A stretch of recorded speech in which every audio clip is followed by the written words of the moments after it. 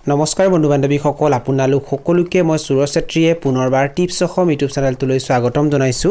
বন্ধু বান্ধৱীসকল দানাৰ দাম বৰ্তমানে বৃদ্ধি হৈ আছে আৰু যদি আপোনালোকে কুকুৰাবোৰক কেৱল কমাৰ্চিয়েল দানা খুৱাই পোহপাল দিয়ে মানে কেৱল কিনা দানা খুৱাই পোহপাল দিয়ে তেতিয়া আপোনালোকে বেছিকৈ লাভ অৰ্জন কৰিব নোৱাৰিব বা আপোনালোকে অধিক লাভান্বিত হ'ব নোৱাৰিব বা আপোনালোকে লোকচানৰ সন্মুখীন হ'বলগীয়া হ'ব পাৰে কুকুৰা পালনত আটাইতকৈ বেছিকৈ খৰচ দানাৰ নামতে হয় দানা ক্ৰয় কৰোঁতে বেছি টকা খৰচ হয় কুকুৰাৰ পোৱালি ক্ৰয় কৰোঁতে কিন্তু বেছি টকা খৰচ নহয় যদি আপোনালোকে এদিনীয়া লোকেল কুকুৰাৰ এটা পোৱালি ক্ৰয় কৰে তেতিয়া তাৰ দাম প্ৰায়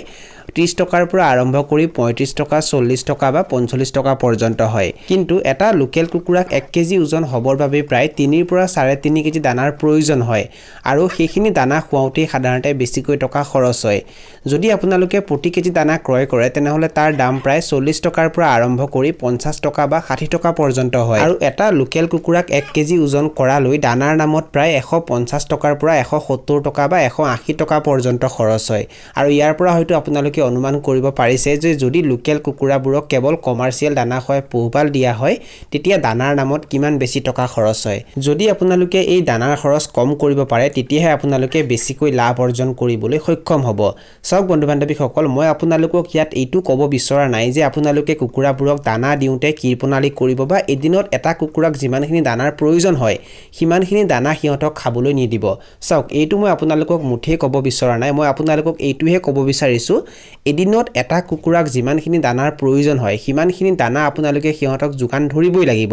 যদি আপোনালোকে সিমানখিনি দানা সিহঁতক যোগান নধৰে সিহঁতক যিখিনি পুষ্টিৰ প্ৰয়োজন হয় সেই পুষ্টিখিনি যদি আপোনালোকে যোগান নধৰে তেতিয়া সিহঁতৰ শাৰীৰিক বিকাশ ভালকৈ নহয় মানে সিহঁতৰ ওজন সোনকালে বৃদ্ধি নহয় সেই কাৰণে আপোনালোকে সিহঁতক সঠিক পৰিমাণে দানা যোগান ধৰিব লাগিব কিন্তু দানাৰ খৰচটো আপোনালোকে কম কৰিব লাগিব এটা লোকেল কুকুৰাক 1 কেজি ওজন হবৰ বাবে দানাৰ নামত যদি 170 টকা বা 180 টকা খৰচ হয় তেতিয়া আপোনালোকে এই খৰচটো কমাব লাগিব এই খৰচ আপোনালোকে 120 টকা বা 130 টকা কৰিবলৈ চেষ্টা কৰিব লাগিব বা ইয়াতকৈ যদি আপোনালোকে কম কৰিব পাৰে তেনেহলে আপোনালোকৰে ভাল হ'ব আপোনালোকে বেছি লাভ অৰ্জন কৰিবলৈ সক্ষম হ'ব কুকুৰাৰ দানাৰ খৰচ কম কৰিবলৈ আপোনালোকে বিভিন্ন ধৰণৰ উপায় অৱলম্বন কৰিব পাৰে যেনে কুকুৰাবোৰক আপোনালোকে বাহিৰত মুকলি ঠাইত এৰি দিব পাৰে সক বন্ধু বান্ধৱীসকল যদি আপোনালোকে লোকেল সোণালী বা ক্ৰয়লাৰ কুকুৰা পালন কৰে বা কৰকনাথ কুকুৰা পালন কৰে তেনেহলে কুকুৰাবোৰক আপোনালোকে বাহিৰত মুকলি ঠাইত এৰি দিব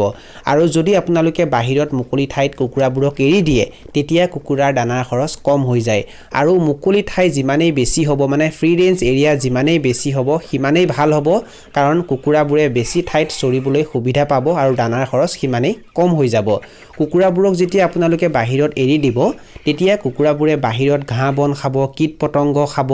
লগতে অন্যান্য বিভিন্ন ধৰণৰ বস্তু খাব যাৰ পৰা কুকুৰাৰ দানাৰ খৰচ কমি যাব কুকুৰাবোৰক আপোনালোকে যিখিনি ঠাইত এৰি দিব সেই ঠাইখিনিত যদি ঘাঁহ বন নাথাকে মানে মুকলি ঠাইত যদি ঘাঁহ বন নাথাকে কুকুৰাবোৰে যদি বাহিৰত খাবলৈ একো নাপায় তেতিয়া কিন্তু কুকুৰাবোৰক বাহিৰত এৰি দিয়া বৰ বেছি লাভ নহব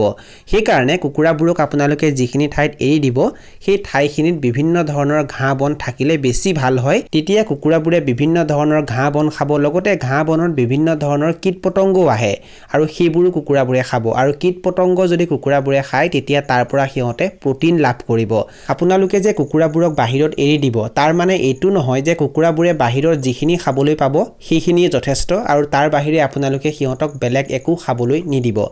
এইটো ভুল যদি আপোনালোকে কৰে তেতিয়া কিন্তু কুকুৰাবোৰৰ মৃত্যু হ'ব পাৰে কাৰণ বাহিৰত সিহঁতে বহুত বেছি একো খাবলৈ নাপায় সিহঁতে যিমানখিনি পাৰে সিমানখিনি সিহঁতে বিচাৰি খাবলৈ চেষ্টা কৰে সেই কাৰণে ৰাতিপুৱা সময়ত আৰু সন্ধিয়া সময়ত আপোনালোকে সিহঁতক দানা খাবলৈ দিব আপোনালোকে কিছু পৰিমাণে সিহঁতক কমাৰ্চিয়েল দানা খাবলৈ দিব আৰু কিছু পৰিমাণে সিহঁতক ঘৰুৱা খাদ্য খাবলৈ দিব আৰু কুকুৰাৰ কাৰণে আপোনালোকে ঘৰতে দানাও প্ৰস্তুত কৰিব পাৰে একেবাৰে কম খৰচতো আপোনালোকে দানা প্ৰস্তুত কৰিব পাৰে নাইবা 1 টকাও খৰচ নকৰাকৈ কুকুৰাৰ কাৰণে আপোনালোকে দানা প্ৰস্তুত কৰিব পাৰে আৰু এই বিষয়ে যদি আপোনালোকে জানিব বিচাৰিছে তেনেহলে এই বিষয়ে মই বহুকেইটা ভিডিও আপলোড কৰি থৈছো মানে কুকুৰাৰ কাৰণে ঘৰতে দানা কেনেকৈ প্ৰস্তুত কৰা হয় আৰু ইয়াৰ ওপৰত এটা প্লেলিষ্টটো বনাই থৈছো আৰু তাৰ লিংক মই ডেসক্ৰিপচন বক্সত দি থৈছো এই ভিডিওটো শেষ হোৱাৰ পাছত সেই লিংকটো ক্লিক কৰি আপোনালোকে গোটেইকেইটা ভিডিও চাব পাৰে কুকুৰাৰ দানাৰ খৰচ কম কৰিবৰ বাবে কুকুৰাবোৰক আপোনালোকে কমাৰ্চিয়েল দানাৰ সমান্তৰালভাৱে ঘৰৰ ধান চাউল নাইবা মাকৈ খাবলৈ দিব পাৰে লগতে আপোনালোকৰ ঘৰত যিবোৰ পেলনীয়া খাদ্য থাকে সেইবোৰো খাবলৈ দিব পাৰে আৰু ইয়াৰ উপৰিও আপোনালোকৰ ঘৰৰ ওচৰত যদি হোটেল বা ধাবা থাকে আৰু হোটেল বা ধাবাত যিবোৰ পেলনীয়া খাদ্য থাকে সেইবোৰো আনি কুকুৰাবোৰক আপোনালোকে খাবলৈ দিব পাৰে বন্ধু বান্ধৱীসকল ইয়াৰ উপৰিও আপোনালোকে যদি শাক-পাচলিৰ খেতি কৰে তেনেহলে যিবোৰ শাক-পাচলি বেয়া হৈ যায় যিবোৰ শাক-পাচলি নষ্ট হয় সেইবোৰ শাক-পাচলি আপোনালোকে কুকুৰাবোৰক খাবলৈ দিব পাৰে আৰু ইয়াৰ উপৰিও কুকুৰাবোৰক আপোনালোকে বিভিন্ন ধৰণৰ সেউজীয়া ঘাঁহ বন বা সেউজীয়া শাক-পাচলি খাবলৈ দিব পাৰে যেনে নেপিয়েৰ ঘাঁহ খাবলৈ দিব পাৰে কলপাত খাবলৈ দিব পাৰে সজিনা গছৰ পাত খাবলৈ দিব পাৰে কবিৰ পাত খাবলৈ দিব পাৰে মূলাৰ পাত খাবলৈ দিব পাৰে লগতে বিলাহী খাবলৈ দিব পাৰে আৰু এনেকুৱা ধৰণৰ সেউজীয়া শাক-পাচলিৰ অংশ বা সেউজীয়া ঘাঁহ বন যদি কুকুৰাবোৰক খাবলৈ দিয়ে তেতিয়া কুকুৰাৰ দানাৰ খৰচো কম হয় লগতে ইয়াৰ পৰা কুকুৰাবোৰে বিভিন্ন ধৰণৰ ভিটামিনছ আৰু মিনাৰেলছো লাভ কৰে যদি আপোনালোকে কুকুৰাবোৰক সেউজীয়া শাক-পাচলিৰ অংশ বা সেউজীয়া ঘাঁহ বন খাবলৈ দিয়ে তেনেহলে সদায় দুপৰীয়া সময়ত খাবলৈ দিব ৰাতিপুৱা সময়ত বা সন্ধিয়া সময়ত সিহঁতক খাবলৈ নিদিব কুকুৰাৰ দানাৰ খৰচ কম কৰিবৰ বাবে আপোনালোকে বজাৰৰ পৰা অলপমান বেয়া হৈ যোৱা শাক-পাচলি আনি মুকলি ঠাইত পেলাই দিব পাৰে আৰু তেতিয়া সেইবোৰ কুকুৰাবোৰে খাব লগতে শাক-পাচলিবোৰ যেতিয়া বেছিকৈ বেয়া হৈ যায় তেতিয়া তাত কিছুমান পোকৰ সৃষ্টি হয় আৰু সেইবোৰ কুকুৰাবোৰে খায় আৰু তাৰ পৰা সিহঁতে প্ৰটিন লাভ কৰে